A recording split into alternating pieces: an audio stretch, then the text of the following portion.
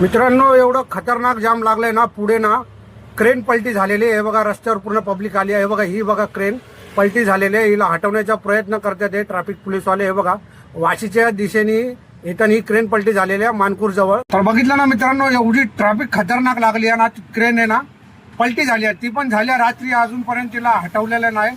हटवण्याचा प्रयत्न चालू आहे. तिथे पण एवढं खतरनाक आत्ताच ट्रॅफिक आहे ना छेडानगर पर्यंत गेलंय. जिथं क्रेन पडल्या तिथून मानपूर पासून छेडानगर पर्यंत आणि इथून तर डायमंड गार्डन, चेंबूरच्या डायमंड गार्डन पर्यंत ट्रॅफिक गेलेलं आहे. तर मित्रांनो, तुम्हाला लाईव्ह दाखवतो की ट्रॅफिक आहे. हे बघा, या ठिकाणी ना क्रेन पलटी झाली आहे. इथून ते बघा पूर्ण ट्रॅफिक बघा. हे बघा, मानपूर पासून निघाले. हा मानपूरचा ब्रिज आहे.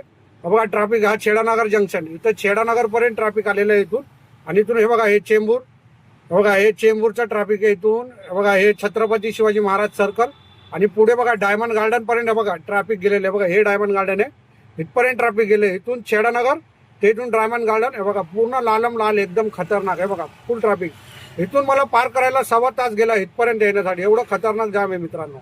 मी जेव्हा बुकिंग घेऊन येत होतो ना, तेव्हा पुढून मला देवनार डेपो पासून मानपूरचा ब्रिज उतरूच तर तिथं क्रेन पडल्या. तिथं 1.25 तास लागला मला. फक्त 3 किलोमीटर पार करायला 1.25 तास गेला मित्रांनो. तुम्ही जर येत असाल ना मुंबईहून वाशीच्या दिशेने, तर मित्रांनो वाशीची बुकिंग घेऊ नका, आपली ठाण्यासाठीचीच बुकिंग घ्या. खूप खतरनाक जाम लागलंय. सर्वांना आपल्या ग्रुपवर सर्व मित्रांना, ड्रायव्हर मित्रांना शेअर करा.